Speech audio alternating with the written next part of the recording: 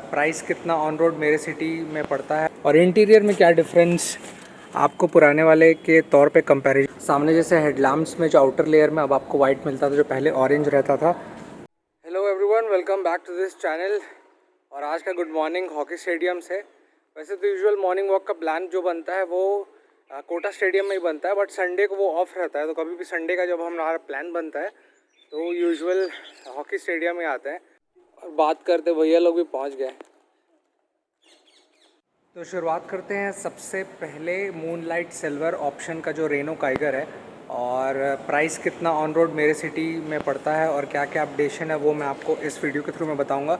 और जैसे कंप्लीट हो जाएगा तो थोड़ा सा डिफरेंस आया है जो क्विड क्लाइंबर है उसमें, क्योंकि अब जो पुराना वाला जो ऑरेंज अपडेशन था वो चेंज होकर अब वाइट हो गया, तो उसका सा भी हल्का सा ग्लेंस मैं आपको दे दूँगा। तो सबसे पहले इससे शुरुआत करते हैं और इसमें देखते हैं कि क्या क्या डिफरेंस आएगा in terms of the price. ये जो वेरिएंट है, सबसे पहली बात ये RXZ वेरिएंट है और इंजन में आपको नॉन टर्बो वेरिएंट दिखा रहा हूँ। और जैसे इस वेरिएंट का आप नोटिस करेंगे तो कुछ इस प्रकार के की सिस्टमेट आपको मिलते हैं, जिसमें एक साइड रेनो का लोगो मोनो है, वो अच्छा क्रोम टच फिनिश में है, और दूसरे साइड आप देखेंगे तो ये लॉक अनलॉक वाले ऑप्शंस पीछे साइड आपको मिल जाते हैं। फिर अगर मैं ओवरऑल टैली करूं तो डिफरेंस क्या होगा, तो साइड का जैसे आप छोटा सा पोर्शन आप देख रहे होंगे ये वाला, यहाँ पर ये अब पियानो ब्लैक फिनिश का गज़ब का टच कॉम्बिनेशन दिया हुआ है, जो कि मिरर्स के अटैच में आप देख सकते हैं। थोड़ा सा ये अपग्रेड लगता है मुझे। और लमसम जैसे देखेंगे ना, तो सबसे पहले मैं ऑन रोड प्राइस से शुरुआत करता हूँ।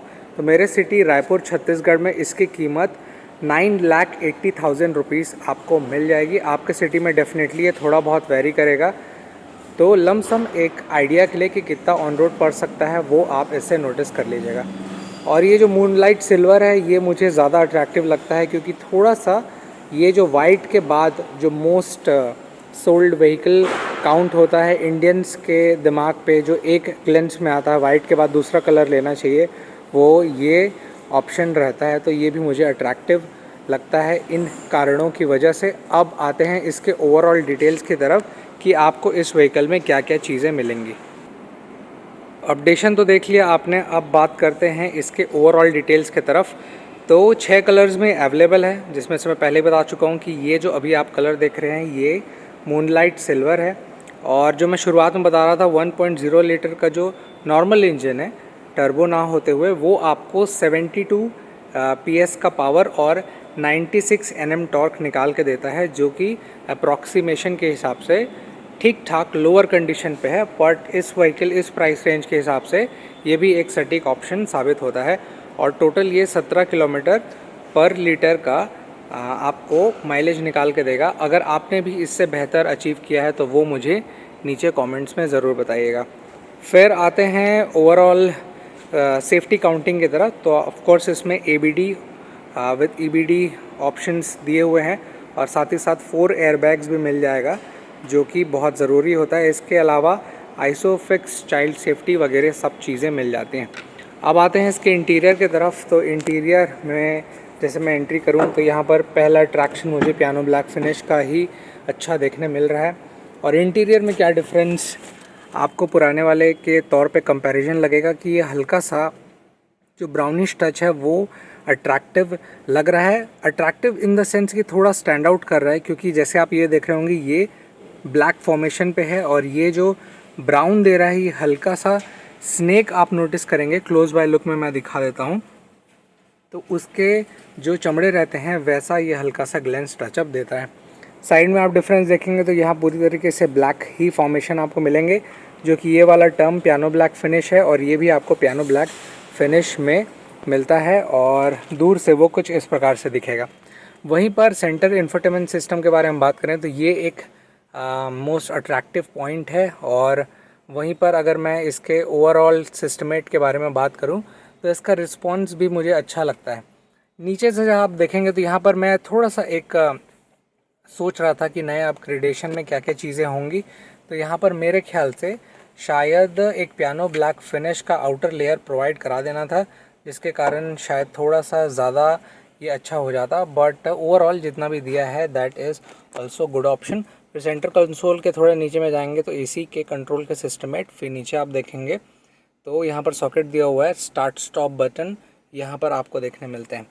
फिर ये व्हीकल जो आती है ये 5 स्पीड गियरबॉक्स सिस्टमेट के साथ आती है, जिसमें कुछ रखने का सिस्टम देखेंगे तो वो कुछ इस प्रकार से है, जो कि मैं अगर क्लोज से नोटिस करवाऊँ तो ये क्रोम टच में मिलता है और ऊपर वाला ब्लैक फॉर्मेशन पे ही मिलेगा।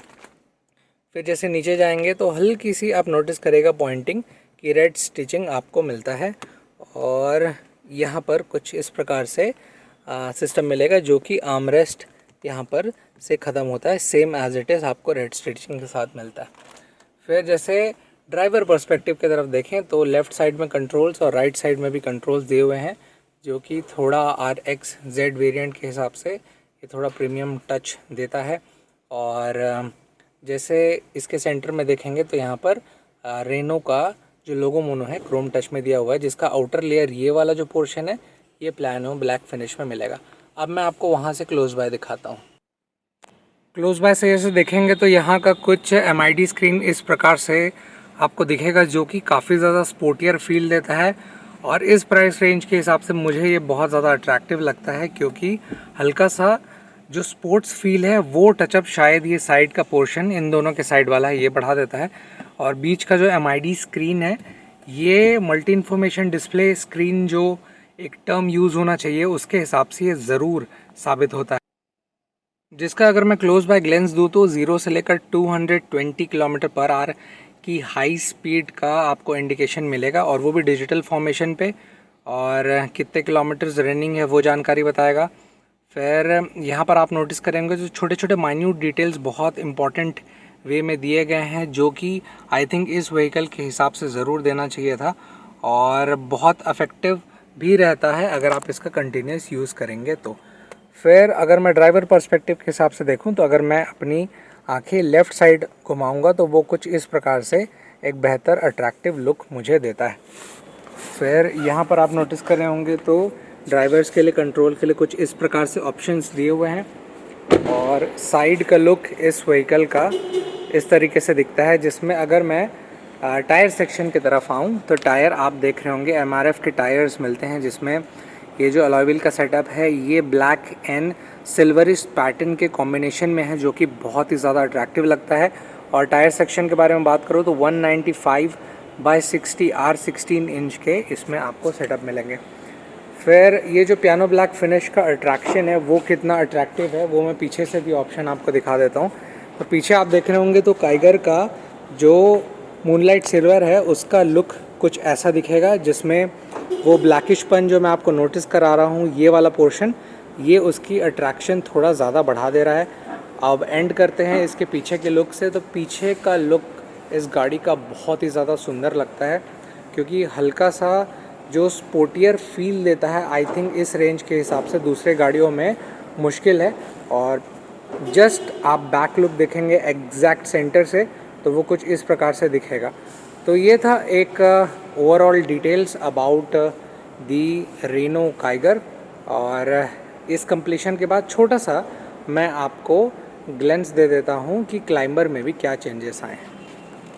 और ये जो क्लाइंबर अभी नया अपडेटेड वर्जन आया है उसमें ज़्यादा कोई चेंजेस ऐसा मेजर नहीं है। सामने जैसे हेडलैम्प्स में जो आउटर लेयर में अब आपको वाइट मिलता था, जो पहले ऑरेंज रहता था, यहाँ पर आपको चेंजेस देखने मिलेगा। और जो मेन डिफरेंस है वो व्लॉग के तौर पे मैं दिखा देता हूँ कि इंटीरियर में आपको क्या क्या चेंजेस मिलेगा। तो आप यहाँ इंटीरियर देख रहे होंगे तो ये टच स्क्रीन इंफोटेनमेंट सिस्टम का जो सेटअप है आपको सेम एज इट इज़ 20.32 ही मिलता है एज़ यूजुअल। पर ये जो आउटर लेयर है ये आप देख रहे होंगे ये अब आपको वाइट कलर में मिलते हैं, जो कि थोड़ा थिन लाइनिंग है। और साइड में ड्राइवर हो या फिर मैं अपने साइड दिखाऊँ को ड्राइवर, दोनों साइड में आपको वाइट लाइनिंग मिलता है, जो कि पहले वाले वर्जन में नहीं था, जो ब्लैक के साथ थोड़ा डिसेंट और अट्रैक्टिव लग रहा है। आपको ये अपडेशन कैसा लगा वो मुझे नीचे कमेंट्स में ज़रूर बताइए।